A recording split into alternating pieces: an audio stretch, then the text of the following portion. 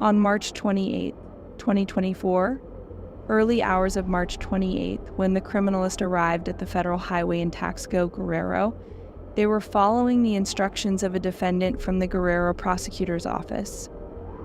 As they approached the scene, their anticipation grew. There, lying on the ground, was a black plastic bag. The criminalist's heart sank as they realized what they were about to uncover. With trembling hands, they opened the bag, and what they saw inside took their breath away.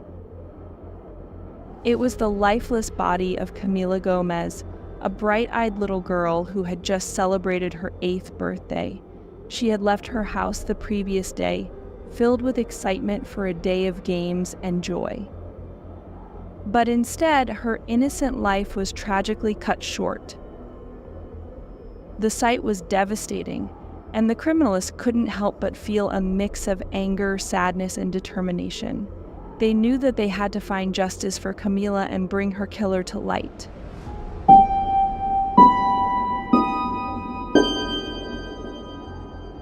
Eight-year-old Camila Gomez Ortega disappeared in the Mexican city of Taxco after going to play at a neighbor's house. The next day, her lifeless body was found discarded, sparking public outrage. Enraged citizens took justice into their own hands, dragging a female suspect from police and brutally beating her to death in the street in an act of vigilante violence. This shocking case exposed tensions over unchecked violence against women and children in parts of Mexico. Through personal accounts and analysis, this documentary explores the tragedy that rocked a nation and drove a community to vigilantism. Camila Gomez Ortega was born on February 13, 2016, in the city of Taxco, located in the state of Guerrero. In the year 2024, she lived in a house in the Florida neighborhood right in front of the Los Plateros Avenue with her mother, Margarita Ortega Diaz, and her 2 sisters. Unfortunately, her father was in the United States working to provide better economic support for the family. Camila had a normal life. She went to school, had friends, and dreamed of becoming a nurse when she grew up. Those who knew her described her as a sweet and friendly girl who loved spending time with her loved ones. However, her life took a tragic turn shortly after her 8th birthday. On March 27, 2024, at noon, Camila left her house to go to her neighbor and friend Liz's house. They had planned to play in an inflatable pool because it was a hot day. The house was located in an alley with no exit. Camila's mother, Margarita, allowed her to go alone, trusting that Ana Rosa Diaz Aguilar, Liz's mother, would take care of her. The 2 families had known each other for years, and both women had a good relationship. When 4 o'clock struck, Margarita went to the neighbor's place to look for her daughter. However, Ana Rosa opened the door and was confused by Margarita's request. According to Ana Rosa, Camila had never arrived at their home to play with Liz. Margarita found this extremely strange because her daughter had never been absent for more than 3 hours. Completely upset, Margarita went to the public prosecutor's office to file a complaint about Camila's disappearance. Half an hour later, the necessary paperwork was done, and the State Commission for Searching for Persons, an agency of the General Secretariat of the Government of the State of Guerrero, began the search for the girl. Margarita also alerted all her relatives and acquaintances. While Margarita was waiting at the ministerial headquarters for answers about her daughter's whereabouts, she received an unexpected text message. The message notified her that Camila had been kidnapped, and the kidnappers demanded a ransom of 250,000 pesos, about $15,100. Margarita chose not to respond and let the police handle the situation. However, a few minutes later, she received another text asking for 35,000 pesos, about $100, in exchange for her daughter's safe return. The captors seemed open to negotiation, but Margarita continued to refrain from answering them. Finally, she received the last message, in which they demanded 8,000 pesos, about $80. However, The payment was never made because Camilla's neighbors and relatives made a terrible discovery. At 7 in the evening, these people arrived at the municipal police headquarters to show them security footage from the homes and businesses near Camilla's house. The footage clearly showed that Camilla had arrived at Ana Rosa's house around 1 o'clock that day, contradicting what Ana Rosa had claimed. In another tape recorded at 2 o'clock in the afternoon, Ana Rosa was seen leaving her home with a basket of clothes, followed by a tall and robust man carrying a black plastic bag that seemed to contain something heavy.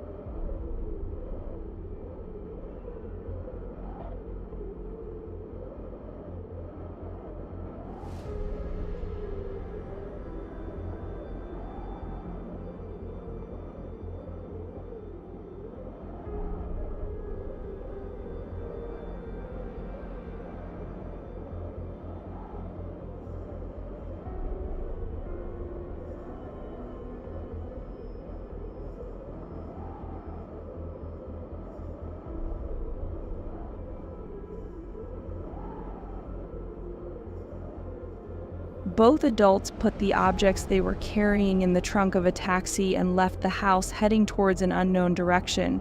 They eventually returned, but Camilla was never seen leaving the house. Based on this evidence, both Camilla's relatives and neighbors informed the police that these individuals were involved in the little girl's disappearance.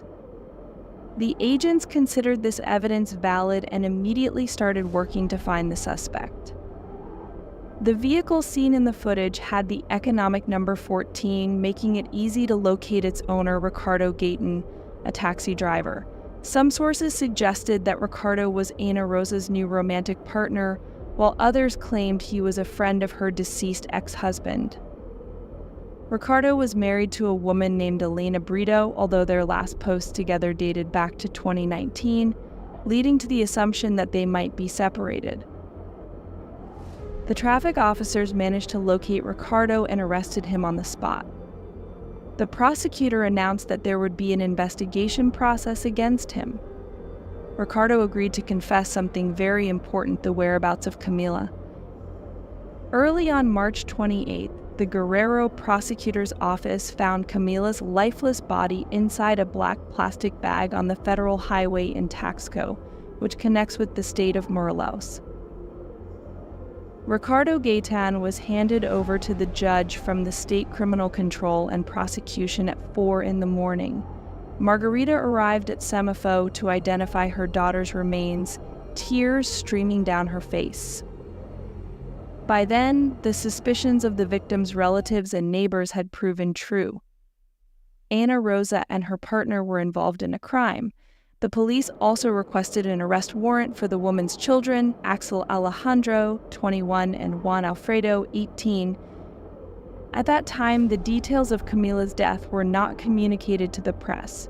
However, the state prosecutor's office informed the media that they had initiated an investigation under the crime of kidnapping. After learning about Camilla's death, they would proceed with the investigation under the femicide protocol. They also mentioned that an arrest had already been made, but the name of the detainee could not be revealed due to the ongoing investigation. However, both Camilla's relatives and neighbors knew the identity of those involved in the crime, and the news spread like wildfire. Soon, the entire town knew what had happened. and the fact that there was only one detainee sparked collective fury. The state of Guerrero had already witnessed dozens of disappearances at the hands of organized crime gangs, and Camila's case would not be dismissed as just another one. On that same day, at 11:30 in the morning, dozens of residents gathered on Plateros Avenue at the height of Florida Alley, demanding the immediate arrest of all those responsible. When they realized that no action was being taken, they blocked the exits to prevent Ana Rosa and her 2 children from escaping the municipal police. The National Guard and the Army arrived to prevent disturbances and tried to calm the crowd by assuring them that arrest warrants were about to be issued. However, at 12:10 noon, the neighbors grew tired of waiting and decided to take justice into their own hands. They forcibly removed the woman and the 2 men, beating them with sticks and other objects while 12 police units attempted to rescue them. Eventually, the authorities managed to protect Ana Rosa and her 2 children. They were taken to the General Hospital doctor. Axel Alejandro and Alfredo arrived with serious injuries, one with a skull fracture and the other with a broken arm, but they received medical attention. The same could not be said for Ana Rosa, who was taken to the clinic due to the injuries she sustained during the swelling. On that same afternoon, neighbors and relatives once again protested against Camila's death by carrying out acts of vandalism against local taxi drivers. By then, the case had captured the attention of the entire country. Journalist Ciro Gomez Leiva posted on his Twitter account about Camila going to her neighbor's house, who was also her best friend, but she never returned. A day later, she was found dead inside a plastic bag. Security cameras captured the alleged perpetrators, who were residents of Taxco. The residents identified them, searched for them, and lynched them. Subsequently, the government of Guerrero released an official statement, stating that from the moment the case became known, a security operation was organized in the municipality to search for and locate the minor. The alleged perpetrators were apprehended and handed over to the corresponding authority. Even President Andrés Manuel López Obrador addressed the media, expressing his regret over the loss of the minor. He also assured that while the Guerrero authorities were investigating the events, they would evaluate whether it was necessary for the Attorney General's Office of the Republic to take charge of the case. Videos of the lynching circulated on all social networks. Camila's uncle, Cesar, spoke to the media and expressed that his family never intended for such violent actions to be carried out. However, he did criticize the slow response of the police in apprehending the alleged culprits. Eventually, the arrests that the angry mob had demanded were made. On Friday, March 29th at 8 p.m., the first judicial hearing against Ricardo Gaitán concluded. He was linked to a trial for aggravated femicide and was placed in preventive detention, then transferred to the Federal Social Adaptation Center in Iguala. Additionally, an arrest warrant for aggravated femicide was issued against Axel Alejandro once he received a medical discharge and was transferred to the same prison as his mother's partner. On the same day, the results of the autopsy arrived, revealing that Camila died from intentional mechanical asphyxiation by a third party. It was determined that her death occurred minutes after she arrived at Ana Rosa's house around 1 p.m. There were no longer any doubts. The murder had been planned. On March 30th, the police issued an order to arrest Alfredo, who had also received a medical discharge. As he had not yet reached the age of majority, he was taken to the shelter for juvenile offenders in Chilpancingo. He was placed under preventive confinement for 5 months and remained at the disposal of a judge specialized in adolescent justice. However, his lawyer requested an extension of the term, an exclusive prerogative to gather suitable data for the benefit of the accused to refute the accusation made against him. The matter was scheduled for April 5th. Not even these arrests could silence the voice of an entire town that demanded justice as soon as possible. On the same day, Camila's funeral was held, attended by family, friends, and a large part of the population of Taxco. The coffin was followed by 100 people carrying white balloons and crying inconsolably. Some present could also be seen holding signs and portraits of Camila. Visibly affected, Camila's mother approached her daughter's coffin and with a broken voice uttered some words that shook everyone present. "I'm going to let you go, Mommy. You're not going to be mine anymore. I want you to be calm and help me find peace. Please help me so that I don't go crazy. Help me be strong. Mommy, never leave me." She also took the opportunity to clarify that she had not encouraged the disturbances in the defendant's home and that she had even sent messages to a friend of hers to calm down the crowd. The death of Ana Rosa did not seem fair to her since she wanted to see her facing the consequences of her actions and serving a long prison sentence. After all, when she died, she did not suffer the pain that she was experiencing when she lost her daughter. Moments later, dozens of women shouted, demanding justice in the main square of Taxco and asking for a thorough investigation of the case to clarify the security situation in Taxco. The Secretary of Security of Taxco, Doroteo Eugenio Vazquez, said in an interview on the TV forum that there was a maternal responsibility when referring to the disappearance and subsequent death of Camila. He then indicated that, according to him, there was an omission in the case since the victim's mother let her leave without realizing that something could happen to her or taking the corresponding security measures. These comments did not take long to generate criticism in various sectors that pointed out the Secretary's accusatory remarks on social networks. Margarita, for her part, did not take long to come out to defend herself in another interview. She expressed that what had happened was not her fault and that she had always taken care of both Camila and her other two daughters. She stressed that she was always aware of them and that the people who knew her knew it and also trusted Ana Rosa. She loved her very much, and Camila had already played with Lise on numerous occasions, which is why she would never have thought that something could happen to her in her neighbor's home. After this, Vazquez spoke again in the local media and acknowledged that her words could have offended the citizens and the victim. He offered a public apology. On the other hand, the Amnesty International organization rejected the re-victimization of Camila's mother by the secretary through a statement. Olivares Ferretto, the executive director, expressed that the statements were absolutely unacceptable and misdirected attention to the case, instead of assuming the responsibilities of guaranteeing women and girls a life free of violence, as well as acting with due diligence during a disappearance report.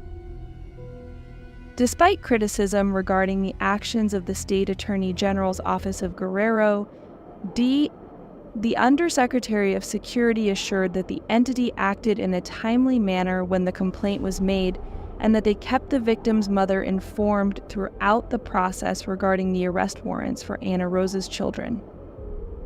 He said that they were requested in time, but due to the attacks they suffered, they had to carry them out only when they recovered.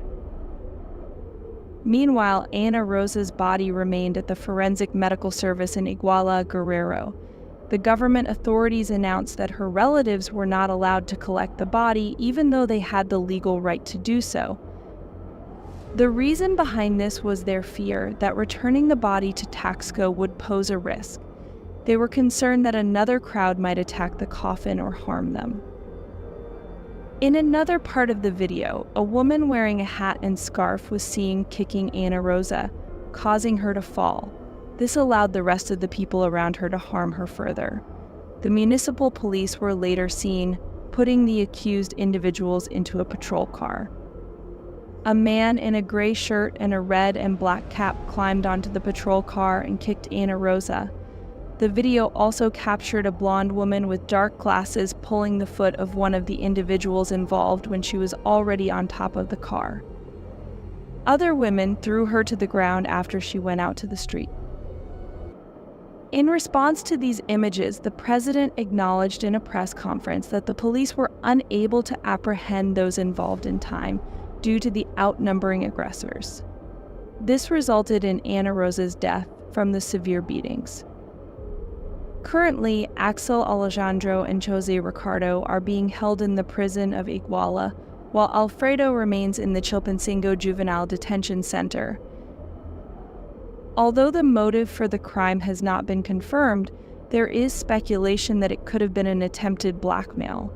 The family involved in the crime knew that Camila's father had the means to pay a ransom with the dollars he earned from his job in the United States.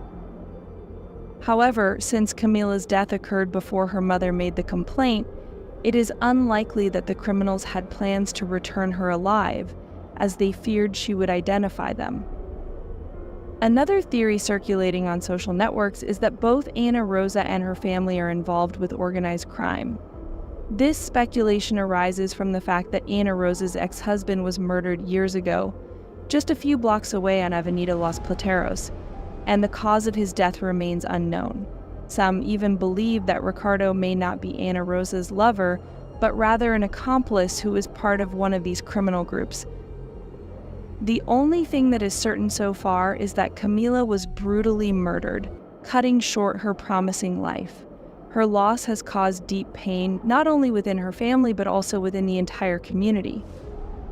Every day, on average, between 1 and 10 women are murdered in Mexico, and 7 girls, boys, and adolescents fall victim to homicide, according to the Network for Children's Rights in Mexico.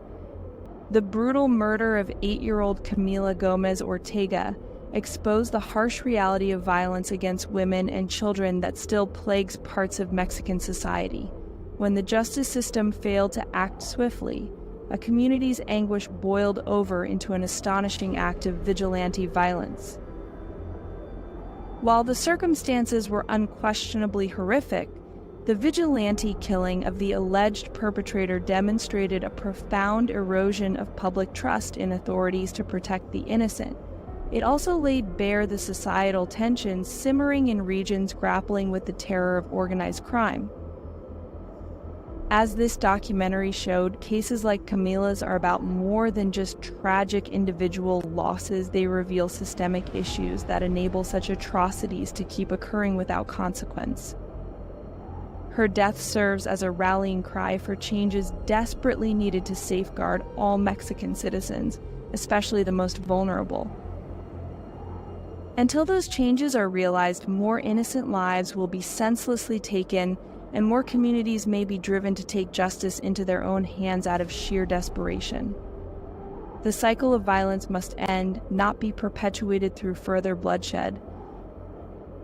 If you found value in this documentary and want to see more, please like this video and subscribe to the channel, and let me know in the comments how I could improve or what other important stories you'd like me to cover. With your support, we can continue shedding light on critical issues.